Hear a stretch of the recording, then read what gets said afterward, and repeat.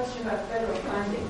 Where is the federal funding coming? Is this a huge number that gets allocated to the states, or are you talking about a portion of the ticket or the bill or whatever they charge?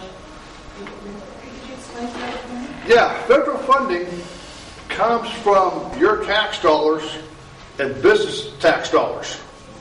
This is what gets shipped into Washington, D.C. It is what they're taxing us on. What they do is they set up a program. Now, I've got my thumb drive, and the last time I was here, I didn't have the paperwork on the federal funding program. I got it on my thumb drive. So one of you needs to plug it in, make out a disc, and it says federal grant. It's 1,967 pages long.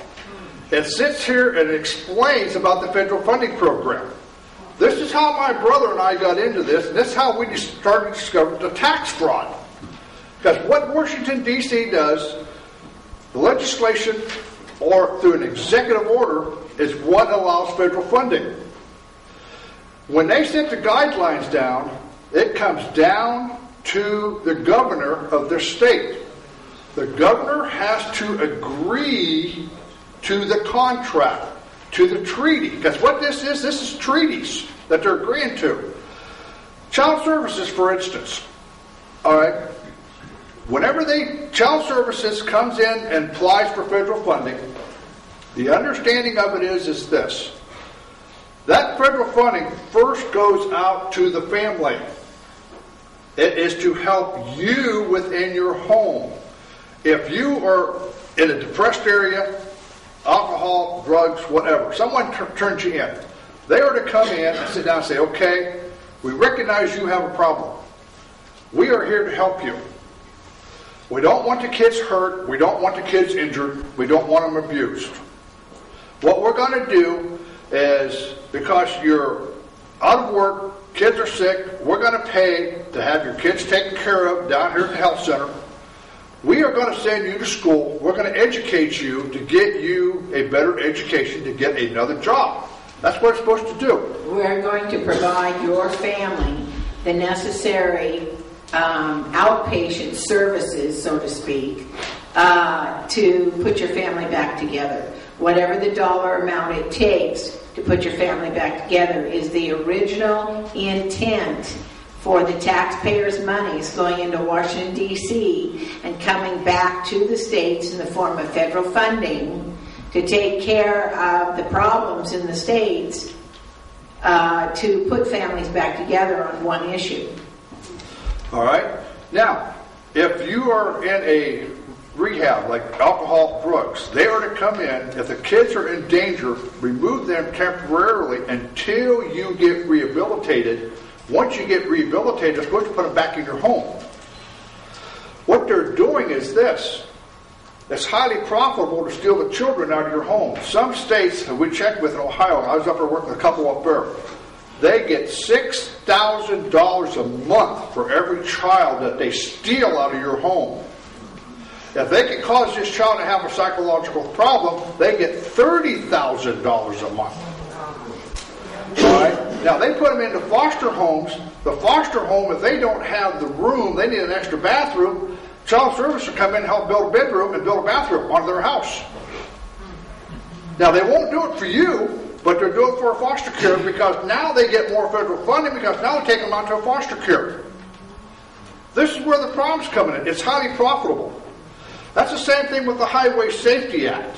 The Highway Safety Act, that 40% comes into the political subdivision. This comes into a pot. Now, if the school needs money, this is where part of the money is supposed to go to. If you need road fix, this is where part of the money goes to. Fire department needs something, this is where part of the money is supposed to go to. This comes into a pot for the municipality to use to disperse out among its own people. That is our money. This comes under an EIN number.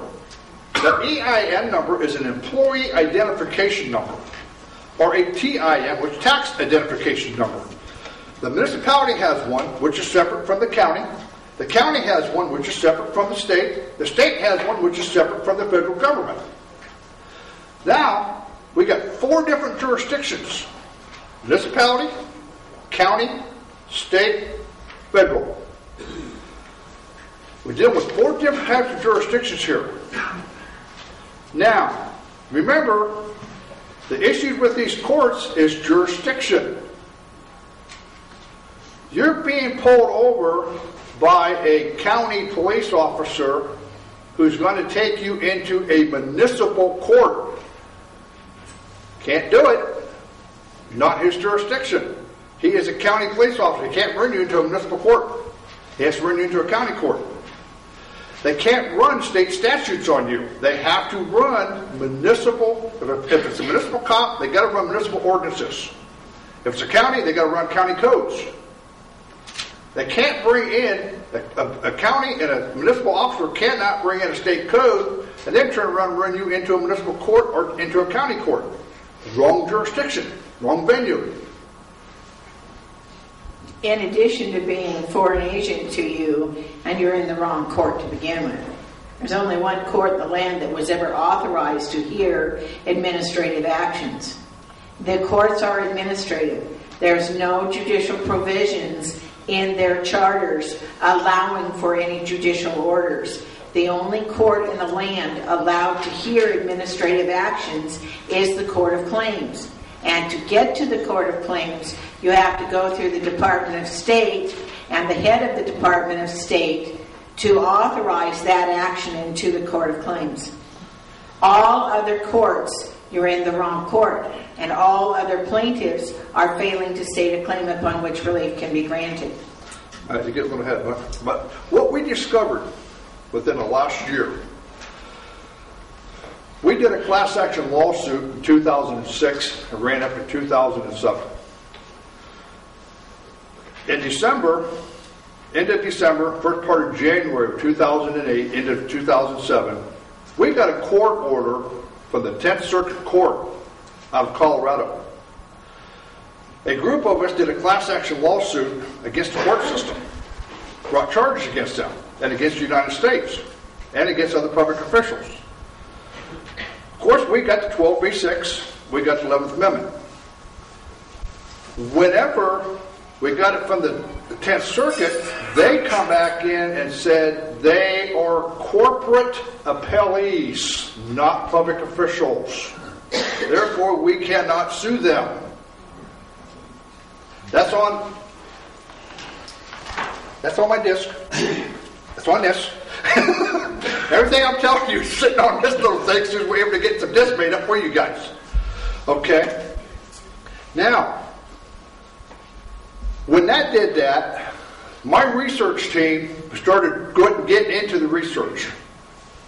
This thing started, we're not going to go back in past 1600 because we're not going to get in